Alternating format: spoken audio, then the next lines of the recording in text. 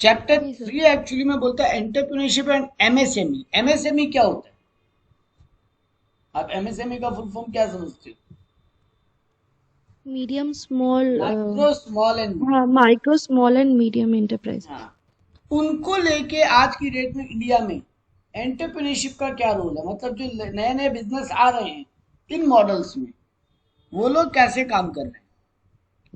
तो देखो यहाँ पे बोला आपका डेफिनेशन में दिया है, सेक्शन 7 में दिया है एमएसएमई, एमएसएमईडी एक्ट 2006।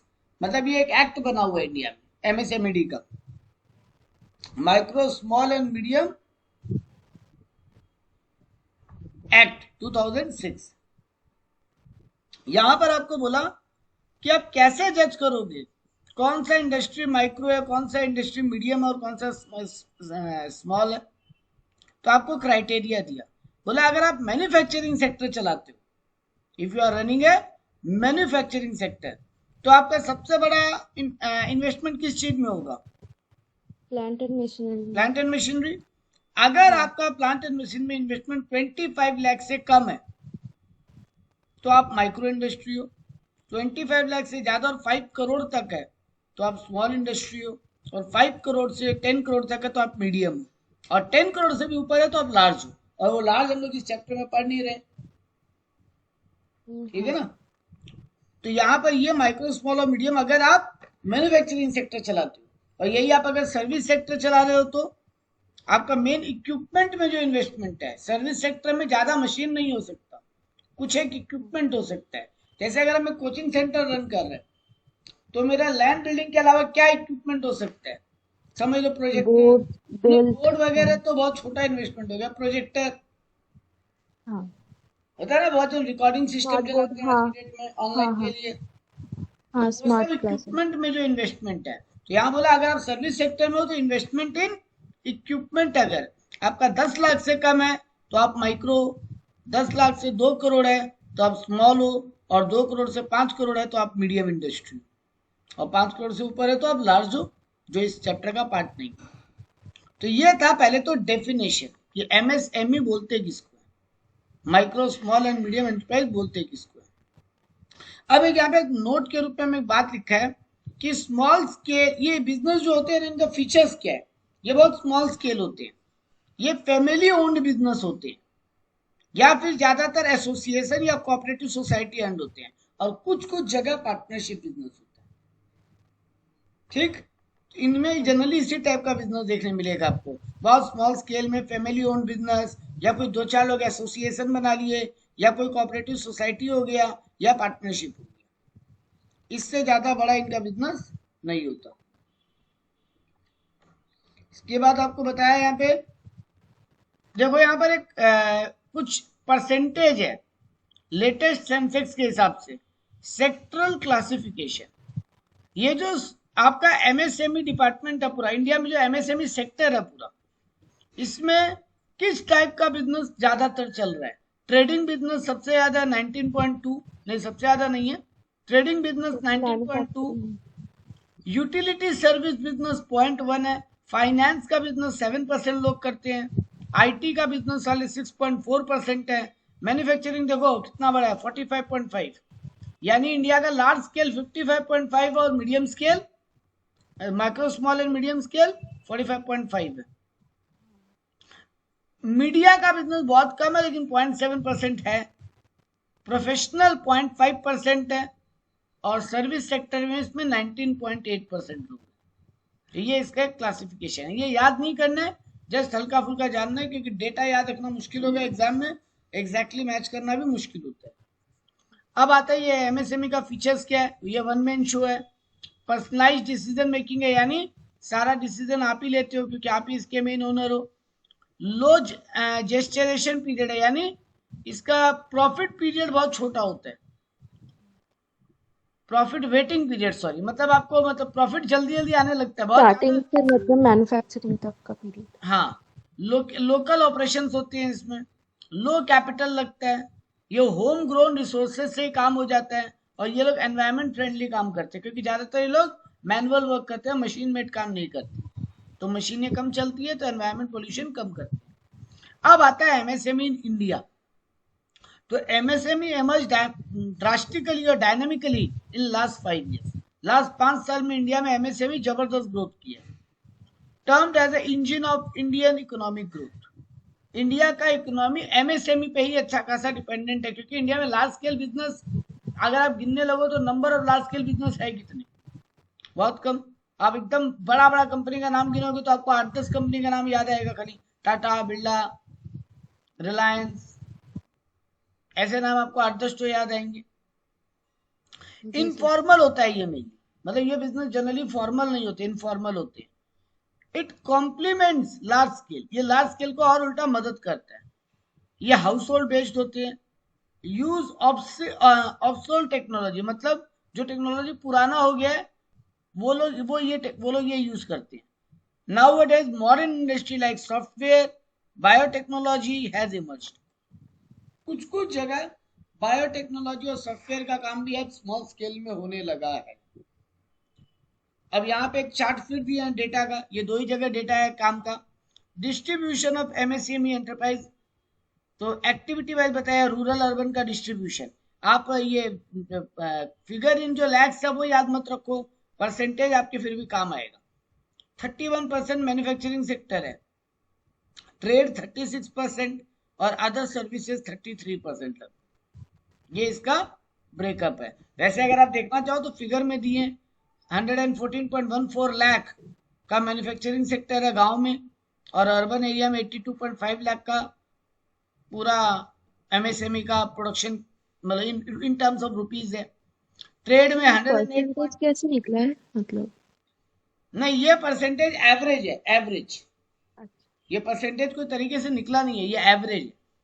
ओके. ये स्टैटिस्टिक्स आपके निकाल के देते हैं, आपके जो नेशनल इनकम कैलकुलेट करते हैं ना, जो सर्वे एजेंसीज, जी सर. वो लोग ये स्टैटिस्टिक्स निकाल के देते हैं, तो वो लोग एवरेज कैलकुलेट करते हैं. आप ठीक से अगर गौर करो, इन तीनों को जोड़ो 100% होगा. तो ये यस. आपको ये बताने का कोशिश कर रहा है कि अगर पूरा 100% जो MSME है उसमें 31% मैन्युफैक्चरिंग सेक्टर कवर करता है.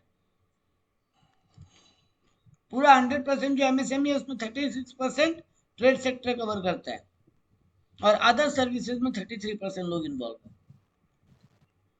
कुछ स्टैट्स और है. एम्प्लॉयमेंट जनरेशन की 80 लाख के ऊपर पॉपुलेशन को ये लोग इंडिया में एम्प्लॉयमेंट देते हैं. Contribution to GDP 6.1% to manufacturing sector and 24.63% to service sector. ये लोग का इंडिया का एक्सपोर्ट कंट्रीब्यूशन है 40%, यानी MSME 40% ऑफ इंडिया का एक्सपोर्ट MSME से निकल के आता है. और ग्रोइंग अराउंड, ये हर साल 11.93%, यानी लगभग 12% की रेट से हमारा MSME ग्रो कर. ठीक है, हाँ सर. आगे बढ़ते हैं. Significance of MSME in Indian economy. Indian economy में MSME का सिग्निफिकेंस क्या है? ये GDP में कब कितना कंट्रीब्यूट किया. आप उतना पुराना मत जाओ, आप 11-12 से देखना चालू करो तो अराउंड हर साल 30% के आसपास GDP का शेयर, इंडिया का जो टोटल GDP है उसका 30% के आसपास आपको MSME से मिलेगा. देख लो 29.57, 29.94, 29.76, 29.39, 28.77, 29.25, 30.5, 30, यानी ओवरऑल आप ठीक से देखो तो अराउंड 30 हर साल, लगभग 10, 11, 12 से लेके अब तक 19-20 तक का ये डेटा है. यहाँ तक हर मतलब ये साल. होल GDP का है, हाँ, मतलब होल GDP का 30%. 30% ये MSME से आता है. हाँ, पूरा GDP का, ठीक बोले आप. इसके बाद आता है role of MSME Indian economy. तो high contribution to national income, ऊपर चार्ट में बात हो चुका है. एम्प्लॉयमेंट अपॉर्चुनिटी क्रिएट करता है, वो भी बात हो चुका है. अराउंड 80 लाख पॉपुलेशन को MSME जॉब दे के रखा है.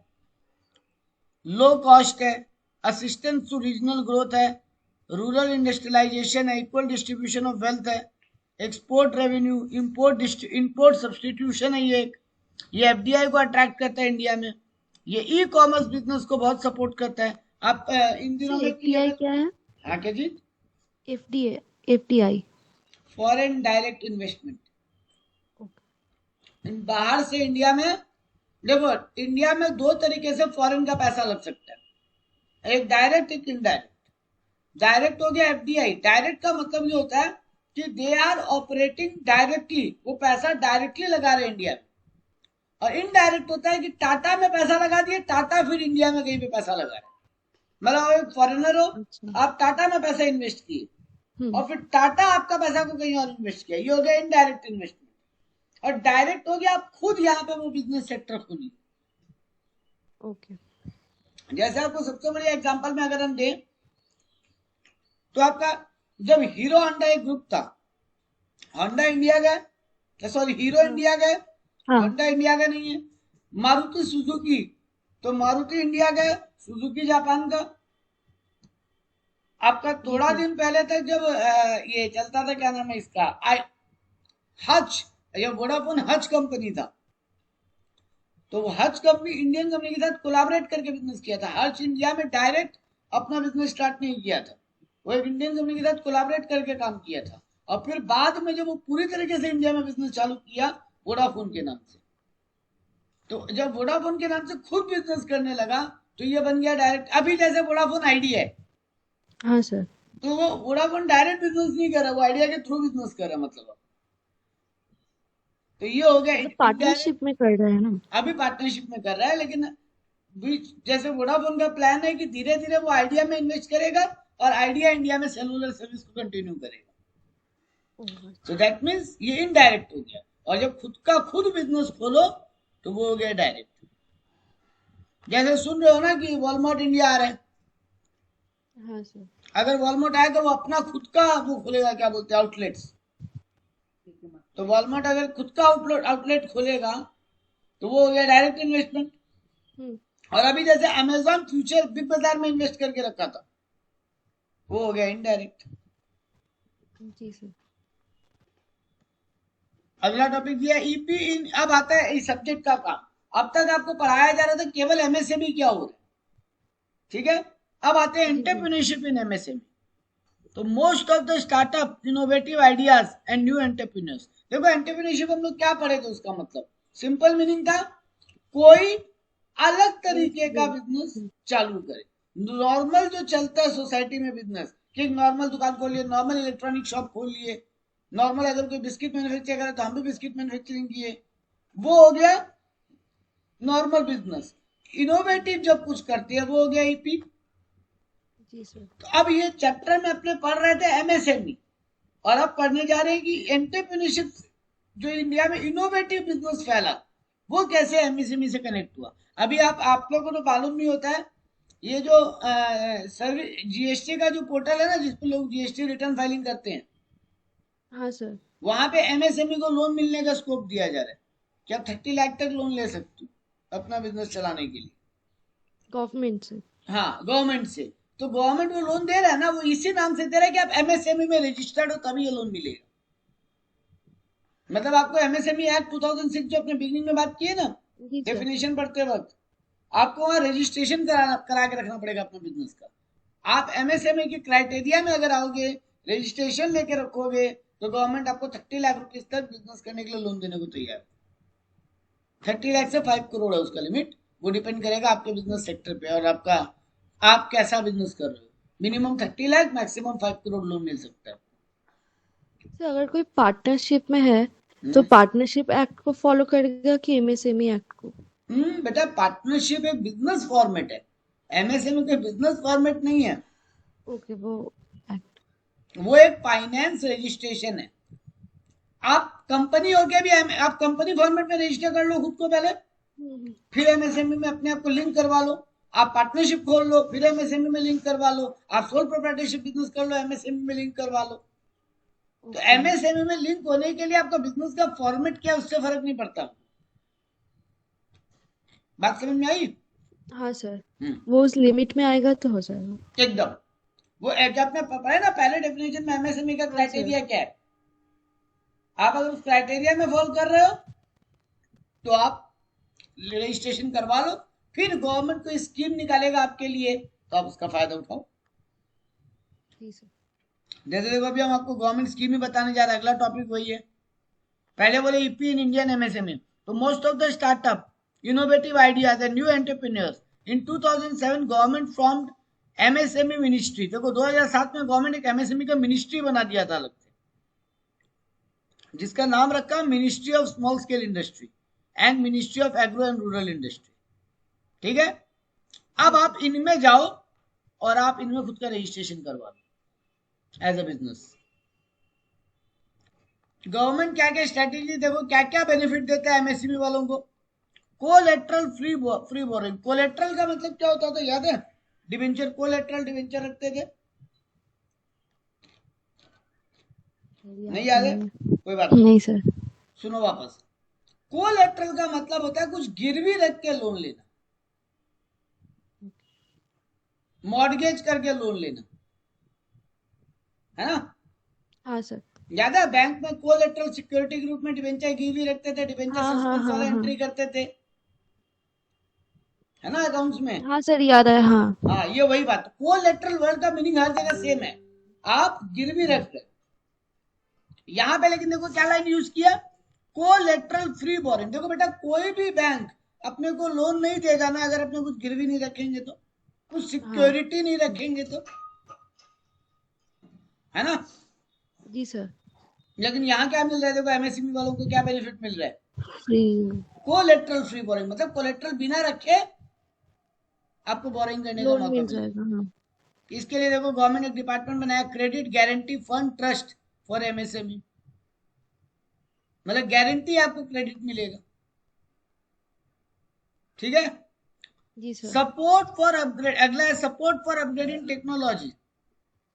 गवर्नमेंट आपको ये स्कीम भी देता है, जो एमएसएमई में रजिस्टर्ड होते हैं जो लोग, उनको गवर्नमेंट टेक्नोलॉजी में अपग्रेड करने का ऑप्शन देता है। मतलब नया टेक्नोलॉजी जब बाजार में आएगा तो आप उसमें अपने आप को जोड़ पाओगे। इसके लिए भी क्या लिखा, credit link capital subsidy scheme. Government capital पे सब्सिडी स्कीम, यानी कम इंटरेस्ट पे लोन। सब्सिडी क्या मिलेगा कैपिटल पे आपको, आप लोन लिए, आपको इंटरेस्ट बहुत कम रेट पे लगेगा।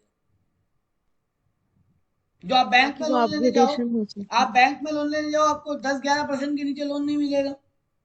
हाँ लेकिन एमएसएमई डिपार्टमेंट में आपको 30 लाख का लोन मिल रहा है, लगभग 5.5% की रेट पे। तो अच्छा बेनिफिट मिल रहा है ना? हाँ सर।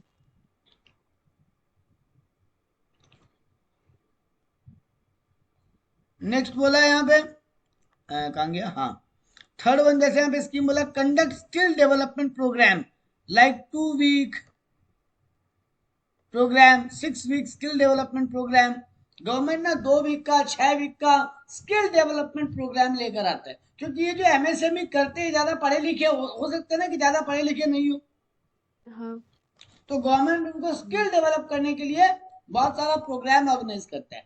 2 वीक का, 6 वीक का, वहां जाओ ज्वाइन करो फ्री में। अगर आप एमएसएमई में रजिस्टर्ड हो तभी आपको मिलेगा ये मौका फ्री में।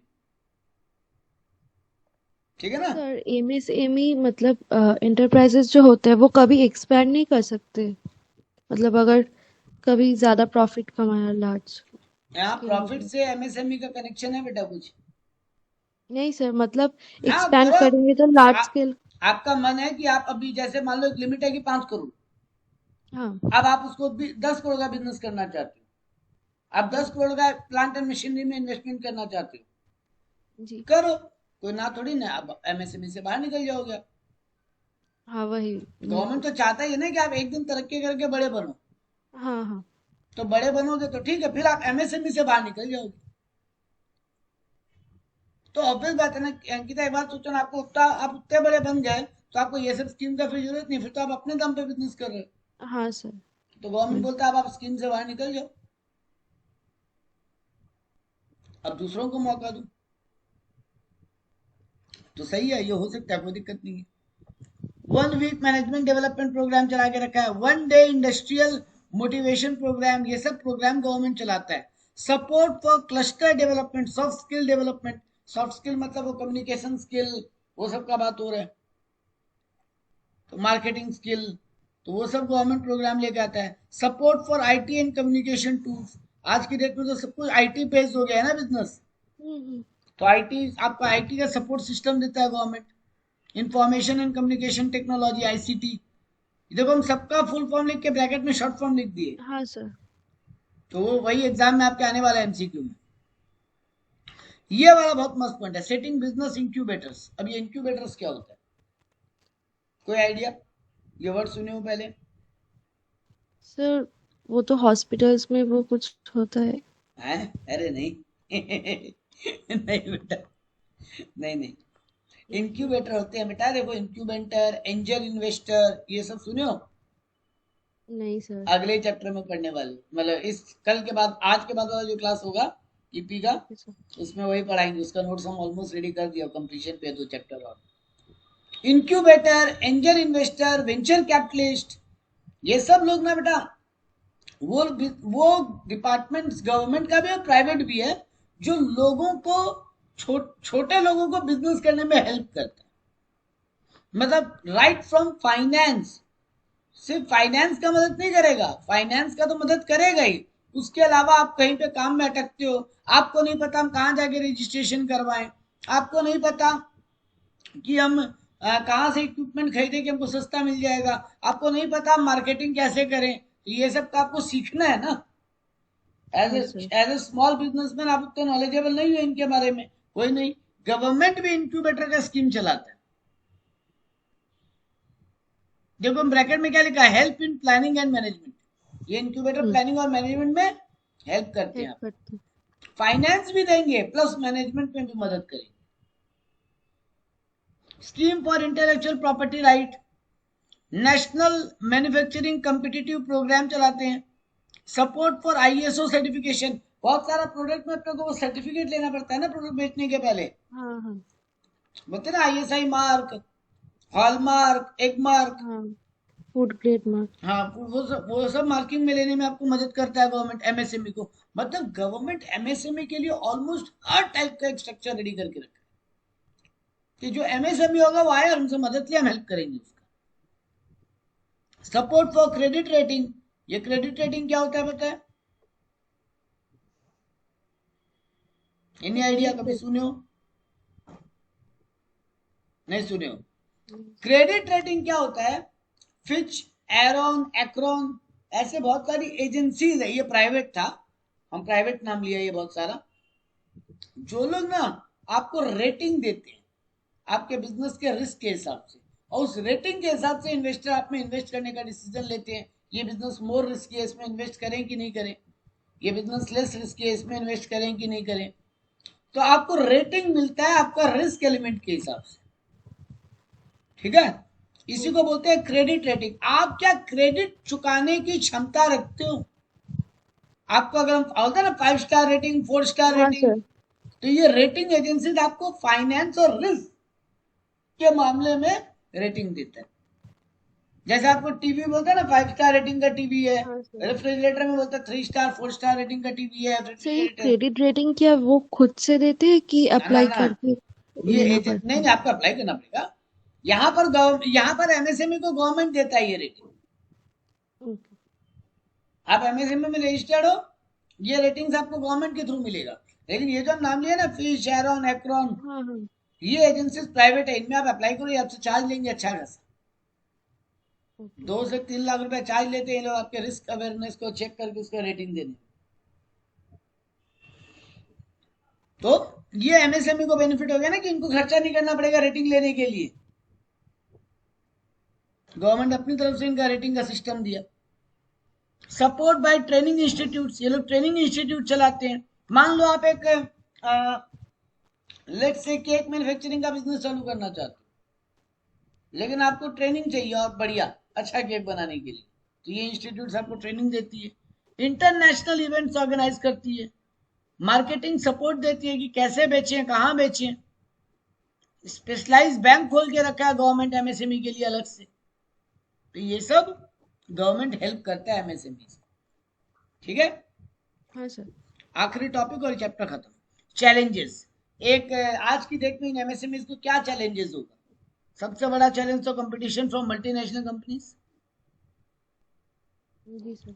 आप अपने घर में केक बनाते हो अंकिता, और मोमनीज वगैरह और वो लोग भी बड़ा बड़ा केक बेचते हैं, फ्यूरीज, हाँ। तो इनसे आपको कंपटीशन ही है ना एक टाइप का। कोई आपसे क्यों ले, कोई जाके वहां बड़ा सेंटर में ही लेगा। हम अंकिता से केक क्यों खरीदेंगे, मेरे बगल में फ्लूरीज है, लेट्स से हम अफोर्ड कर सकते हैं, है ना। हाँ। तो एमएसएमई में ये सबसे बड़ा चैलेंज है आज की डेट में, कंपटीशन। दूसरा चैलेंज है, देखो गवर्नमेंट बहुत सारा तरीके से उधार देने का ऑप्शन खोल के रखा है, लेकिन मिलता सबको नहीं है ना वो पैसा। तो क्रेडिट का, लैक ऑफ क्रेडिट यानी उधार मिलने का प्रॉब्लम। टेक्नोलॉजी आउटडेटेड, अभी पीछे पड़े ना ये लोग, ज्यादातर पुराना टेक्नोलॉजी यूज करते हैं एमएसएमई वाले, तो लो आउटडेटेड कॉस्ट में। Technology, poor infrastructure, unavailability of raw material inputs, complex labour laws. Labour law India में बहुत टफ है, और ये छोटे छोटे बिजनेसमैन ना उतने लेबर लॉ को मेंटेन नहीं कर पाते, उतना rule regulation labour related follow नहीं कर पाते। रेड टेपिज्म, रेड टेपिज्म मतलब क्या होता है, कभी सुनिए ये वर्ड। नहीं सर। रेड टेपिज्म मतलब होता है अंकिता, आप मतलब बड़े बड़े अफसर लोगों का चापलूसी करके लोग फायदा उठा ले जाते हैं, और एमएसएमई वाले मुंह ताकते रह जाते हैं, उनको पैसा ही नहीं मिलता। होता है ना, हम बड़ा हाँ। बिजनेसमैन है, हम थोड़ा बड़ा बिजनेसमैन है, अंकिता उतनी बड़ी नहीं है, तो हम ज्यादा सेटिंग करके पैसा खिला के अपना काम निकलवा लेगा, आप नहीं निकाल पाओगे। तो रेड जी सर। टेपिज्म मतलब होता है लाल फीताशाही, मतलब अफसर लोगों का, मतलब बहुत ज्यादा इसमें कंट्रोल आ गया। ये एमएसएमई तो गवर्नमेंट डायरेक्टली आपको आगे पैसा नहीं देगा ना अंकिता, हाँ हाँ। ये तो कोई ना कोई कम। डिपार्टमेंट होगा जहाँ पे ऑफिसर लोग बैठे होंगे, वो ऑफिसर लोगों के साथ सेटिंग हो जाता है लोगों का, तो वो एक प्रॉब्लम है। Less involvement of new product, ज्यादा अब नया नया प्रोडक्ट निकल नहीं रहा है इसमें। मार्केटिंग इंफॉर्मेशन उतना अवेलेबल नहीं होता, कहाँ डिमांड है, कहाँ बिकेगा अभी प्रोडक्ट, कैसे एडवर्टीजमेंट और अच्छे से करें, तो ये सब नॉलेज नहीं होता इन लोगों को। तो ये सब लैकिंग के कारण एमएसएमई बहुत सारा प्रॉब्लम फेस करता है। ये था आपका चैप्टर नंबर 3। इसके बाद में यही सब क्वेश्चन आंसर है, ठीक। जी सर। अभी खोलते हैं, 1 मिनट पॉज करना होगा।